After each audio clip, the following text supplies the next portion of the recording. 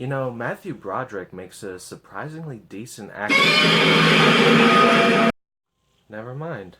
Who the hell is Matthew Broderick? Tonight I'm going to be talking about the original Gojira and the 2014 remake Godzilla. So in both of these movies, you've got this giant atomic fire-breathing lizard that breaks some stuff. And that's about all these movies have in common. And yeah, I do apologize for being late on yet another video, but as most of you have probably noticed, the last few comparisons that I've done have been on fairly lengthy movies. But once again, you're going to get two reviews in the same day. So to start off with what these movies do have in common, let's talk about the people who are in them. So in the original, the two leading characters are this young couple who uh, are soon going to be engaged. They just haven't broken the ice to the young woman's father yet. And, as is the case with a lot of the originals that I've covered in this series, they are fairly simple characters. There's not much to them. But, as is usually the case, once again, they do get the job done. They are fairly likable people who the audience can root for. You've also got this sort of mad scientist character, not in the sense that he created the Godzilla monster, of course, but essentially he wants to make sure that Godzilla isn't harmed or destroyed because he wants to be able to study it. And obviously that's kind of a bad idea since he's putting countless human lives at stake. Also, you've got a younger scientist character who creates a weapon in the movie capable of doing some pretty horrible things. And it's soon discovered that this weapon could potentially destroy the monster and bring about an end to the destruction. But at the same time, this inventor is very hesitant to use the weapon because if the word breaks out that this thing was created, this could lead to the military forcing him to create another one to destroy human lives with. And then you've got some other characters who only appear very briefly, but they do add a great emotional impact to the story, showing how much this thing could potentially affect the world around it. For one thing, you've got this mother shown holding her children close to her as the city around them is being destroyed. She assures her two children that they're soon going to be with their father again. And then later on in the movie, there's another powerful moment where this choir of children is singing a prayer to bring about an end to the destruction and be able to live in peace again. And as this very haunting melody is being sung, you see the camera panning over these injured and possibly dead people.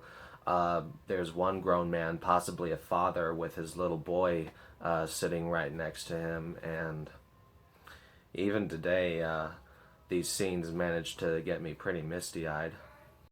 In the remake, you've got Bryan Cranston, and this is the one thing where the trailers really misled the audience because they almost made it seem as if this guy was going to be the main character, but he's actually not in it for very long. However, he does do a great job with the scenes that he appears in.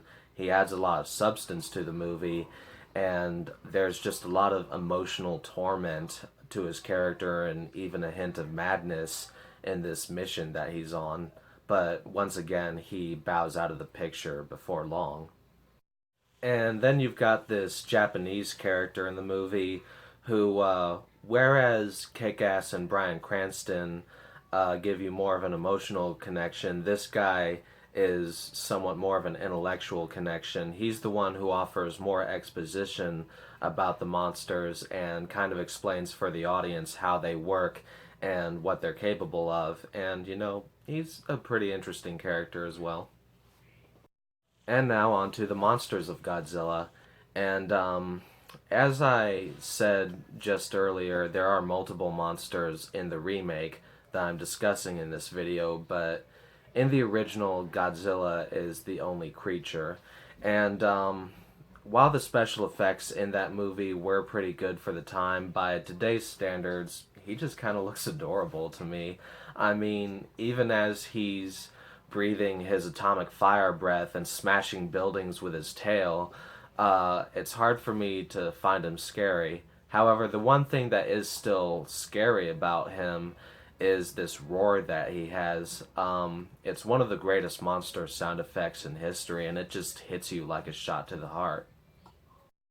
Now, I kind of fucked up in the clip where I was talking about Aaron Taylor Johnson's character, but yeah, after Bryan Cranston leaves the picture, he takes over as the lead, and while he's not as interesting and layered as Cranston, he's still a very likable and heroic character. With the remake, first of all, the special effects, of course, look a lot better.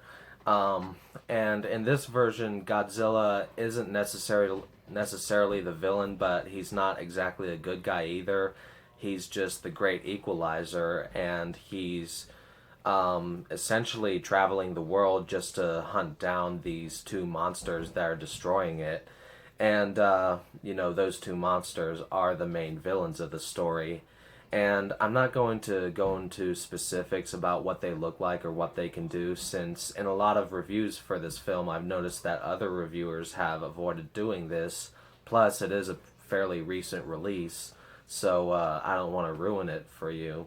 But I will say they're called Mutos in this movie, and they are pretty terrifying creatures capable of some pretty devastating destruction. So in this case, Godzilla would easily be the lesser of two evils.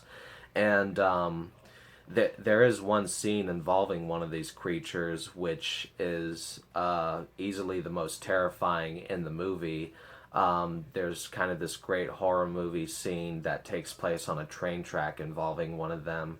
That was one moment that raised the hairs on my arm.